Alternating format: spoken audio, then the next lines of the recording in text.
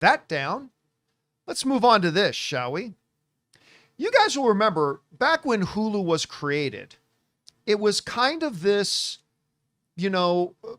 conglomeration of various companies that were going, and multiple studios went in on it together to create a place online that they can then put episodes of their network TV shows.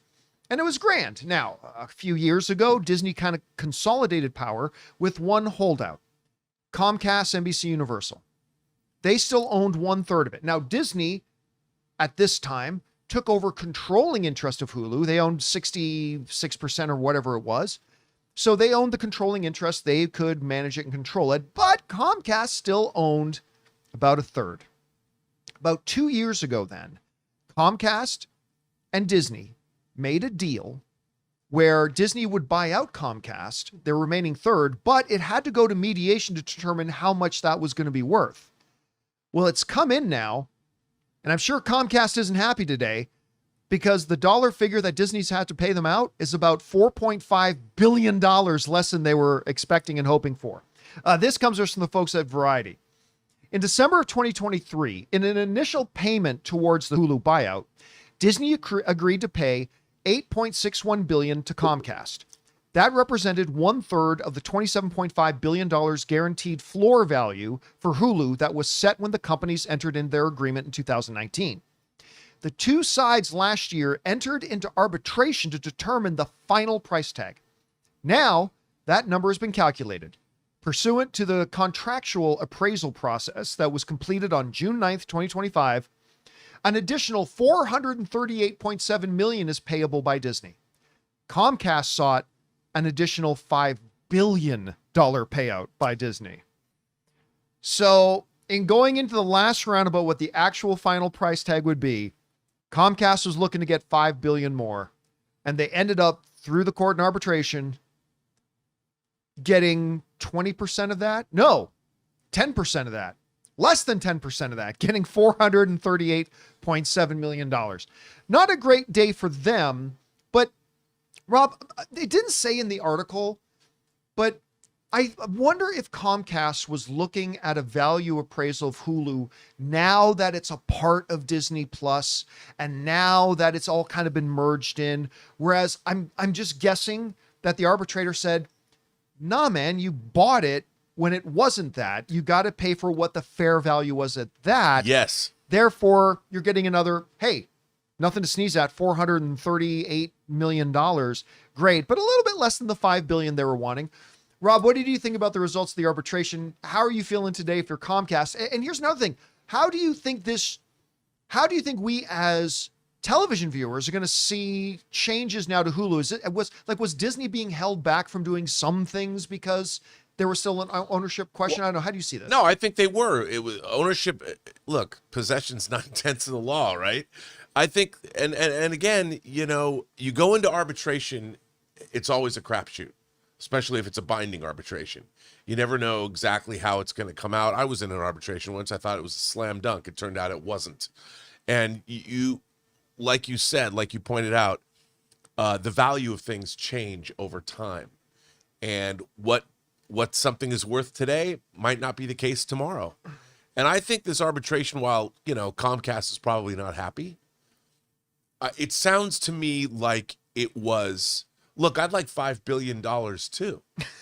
But the reality of the situation is sometimes you can't always get what you want, but sometimes you just might find you get what you need. And it seemed fair to me. I mean, I think overall it seemed like this was what was supposed to happen. But I'm sure Comcast not happy.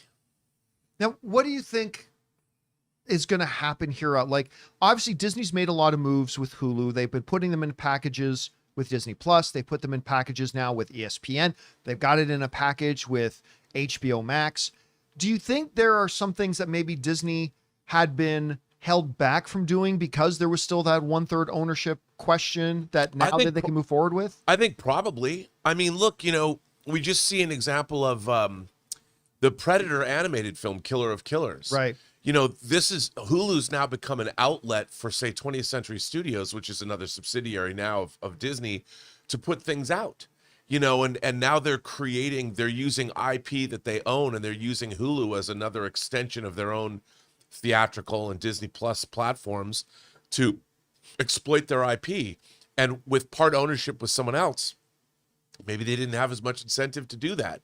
Maybe they'll step it up, because, you know, Hulu's been providing Paradise as a Hulu show. I think everybody really liked that. And I'd like to see Hulu as a platform that's going to exploit more of their IP that is more adult oriented. I think that's a great idea. And you know what? This might be a little bit of karma for Comcast, although not nearly as much. Go back, if you will. If you guys will remember, a bunch of years ago, got announced that Disney had entered an agreement to buy Fox, right? To buy a bunch of 20th Century and all that kind of stuff. I might not be remembering the exact numbers right, so forgive me, but the general gist was this. I think they made an agreement, Disney, to buy all that stuff for about 40 or 50 billion dollars. Then Comcast came in and said, wait a minute, law says you got to be open to other offers. We'd like to offer you $60 billion. No, you know what? And I think, I have no proof of this. This is just me speculating, but I've always thought that Comcast never had any actual intention of buying 20th Century. They just did that because they knew Disney was committed to buying it.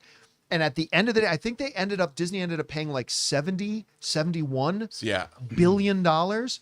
Yeah. Comcast, just through tomfuckery, ended up costing Disney 20 or 30 extra billion dollars that they never would have had to have paid if it wasn't for Comcast just doing it for shits and giggles.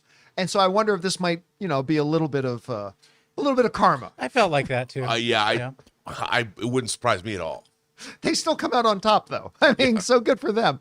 We want to take a second to thank a sponsor of today's video, Stitch Fix. Guys, you know I love movies, but you also know I have absolutely no fashion sense, and I absolutely hate shopping for my clothes. But thankfully, I have found a better way. Stitch Fix online personal styling makes it easy. With Stitch Fix, I get a stylist who understands my style, size, and budget, and they do all the shopping for me. Because look, shopping and figuring out style can be overwhelming, especially for somebody like me. When it comes to getting dressed, I don't even know where to start, to be honest. That's why I love having a Stitch Fix stylist. They really know what works for me. I get pieces that make me look great, and it's a real confidence boost. You just give your stylist your size, style, and budget preferences. You get to order boxes when you want and how you want, no subscription required. They send you personalized pieces, and the fit is always on point. No stores, no crowds, no stress. Just personalized looks that you will love. So guys, make style easy. Get started today at stitchfix.com/Campea.